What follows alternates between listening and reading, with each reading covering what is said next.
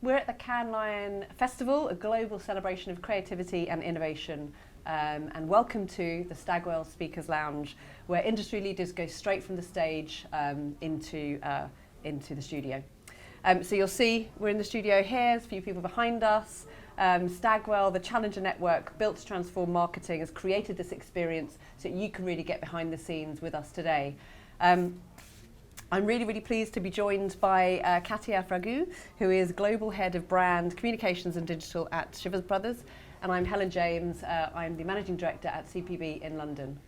So Katia, let's talk about whiskey. Yes, thank you for having me. Thank you for the invite. No worries. Over the last 3 years, you've really taken quite a traditional brand in a very traditional category, and you've transformed it and you've made it appeal to a whole new audience, and you've really modernised the brand. Can you talk to us a little bit about sort of how you've managed to achieve that and the key elements for success? Yes, absolutely. As you know, Helen, the Glenlivet stands for breaking new ground in everything that we do. So revisiting and breaking the category codes of single malt has been a key ingredient in our success. We wanted to break the stereotype of who drinks whiskey, how it's drunk, when it's drunk. And I think this, only this, at a time that our competitors haven't even been thinking about things like that, has really helped move the dial. The other thing that can really apply to our brand is Mark Ritton's disruptively consistent. Yeah. Yeah. So I think we have been showing up in a very consistent way, but in a very disruptive way as well, in terms of breaking these category cues. And third, but not least at all, there has been a cultural shift lately. It's happening all around us, everywhere we look. And we have made sure that we have kept up with this change and that it has been reflected in everything that we do for our brand. Yeah, brilliant. And I think a key part of that strategy has been about sort of how you open up the category and talk to a new audience. What creative tools particularly have you used to really drive this audience growth and transformation? Yeah, as you know, working closely with you, I have a list of things that I could mention, so I'm only going to mention the most important ones. First of all, as a brand that really wants to drive diversity and inclusion and make sure that we're opening up the world of whiskey to all, casting has been extremely important for us. Showcasing women, not just showcasing women, featuring or hearing women in our communication has been something that has helped set the brand apart from any other option within whiskey. So making sure that our casting has been diverse has been extremely important for us.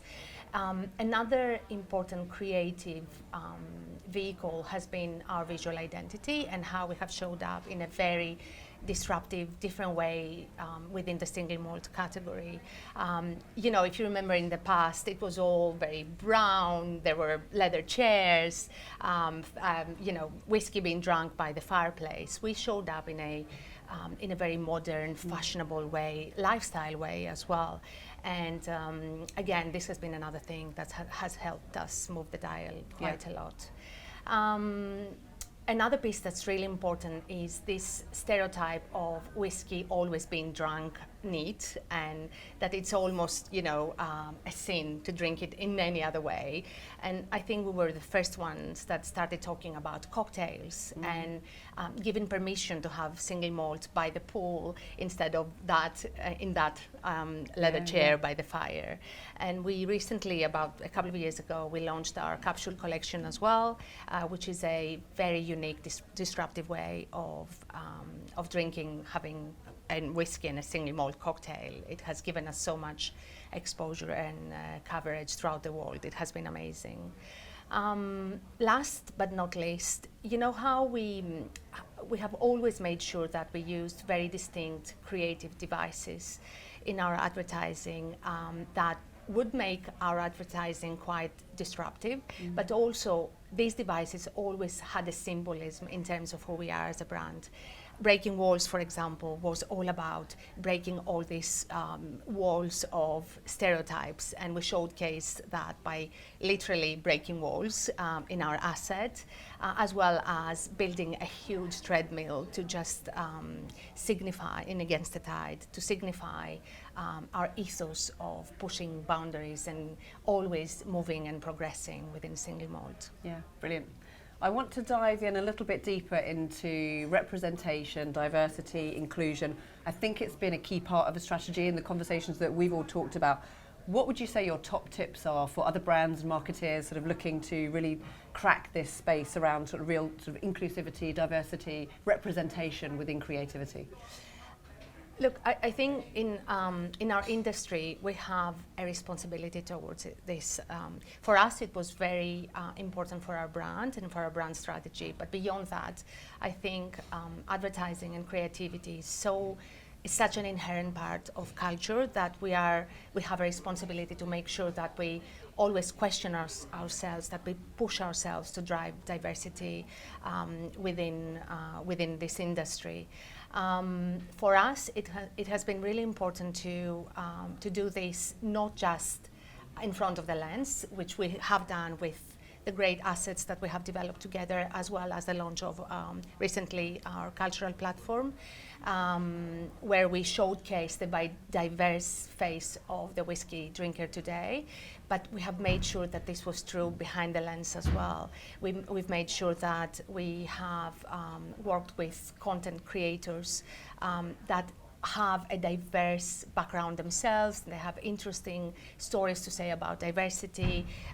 Danny and Devin, that we work with for cultural platform is a great example of that. So we use these principles in everything that we do. Yeah, fabulous. And I think you can see it in the work.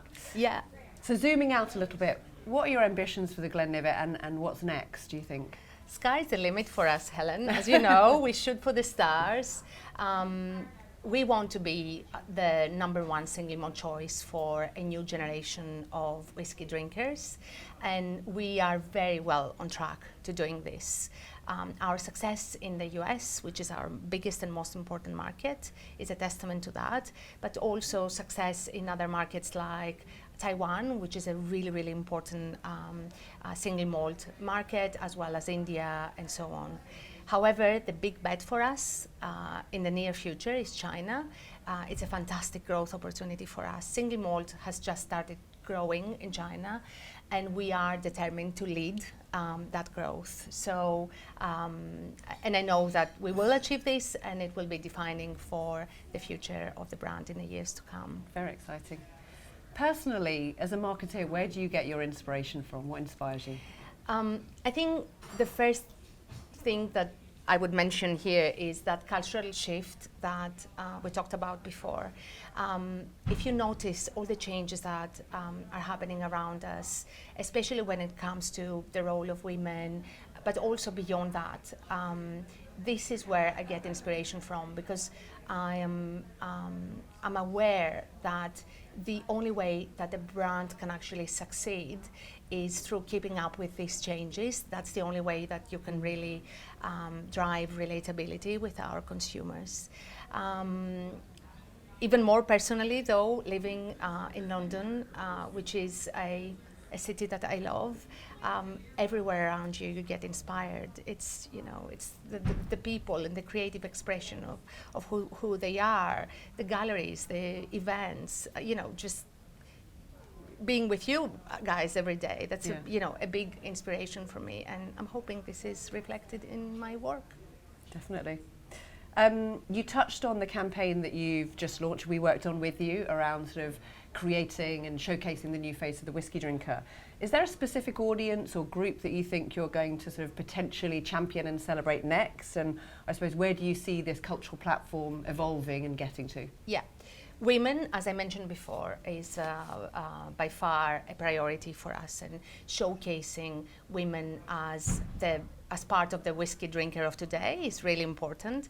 Actually, consumption is 50-50, and if you look at cultural media and how whiskey is still portrayed from other brands, it's still nowhere near representing the reality that's happening in the world across the board. So that's really, really important for us.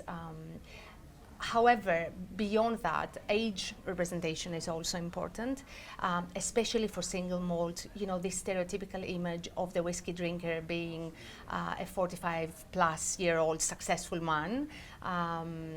Again, this is not true, and we want to be relatable and attract this younger generation of consumers. So we need to make sure that we do that with our creative work. But also, and very importantly, single malt in the past could be viewed as an option that's not for everyone because it's on the higher price range. We're making sure that within our range we have much more affordable and approachable options to make sure that this young generation can also enjoy our whiskies across the world. Brilliant. Pernod Ricard, the group that Chivas Brothers sits within and the Glenlivet sits within, really talk about and invest in the power of transformative creative. Can you tell us a few of the things, initiatives, actions that are being done to really sort of champion that transformative creativity? Yeah, creativity is really important for Pernod Ricard, and it's one of the many reasons why I'm so happy to be part of this business. We have a strong belief that it's only through creativity that you can really drive this competitive advantage versus your competitors. And we're making sure that this is reflected in the way that we do things. There have been so many exciting projects coming from our HQ in Paris. We have recently launched a Pernod Ricard specific creative index that we use to judge creative work across the board. And it has created this common language, and it's helping all of us judge creative in a more objective way, removing some of our personal preferences, which is fantastic. There has been great creative training for all the affiliates and everyone that creates content across the world, which is very exciting, and obviously all the great work that we're doing with our creative partner, Contagious. Yeah, fab. Well, fingers crossed it all pays off and we're back here next year. Yeah, it has paid off so far. Exactly. So final question for you. If you were sort of giving some professional advice to your younger self, or if you sort of knew now what you didn't know then, what would that be? Yeah, I recently had this conversation with someone from my team. There are so many different things that come to mind when I'm being asked this question. I guess two things. First of all, just making sure you do your very best every day. Just be happy with what you have achieved on the day. And, you know, sometimes it's going to be appreciated, sometimes it might not be that appreciated. But if you feel well with yourself and what you have done, I think that's when you get the biggest sense of achievement. And secondly, relating to the cultural shift around the role of women in our industry, I think it's just so important to get rid of this notion of emulating male leadership models, and that this is the only way to succeed. This is not, you know, this is not something that I agree with or aspire to, and I really encourage all women in the industry and the women in my team to make sure that they embrace who they are, and they embrace all the great qualities that a feminine leader can actually bring to the table, and stop to trying to just be someone who they are not, because I think it's, and we know that it's this diversity that's going to make sure that all businesses succeed in an ethical way as well. Indeed.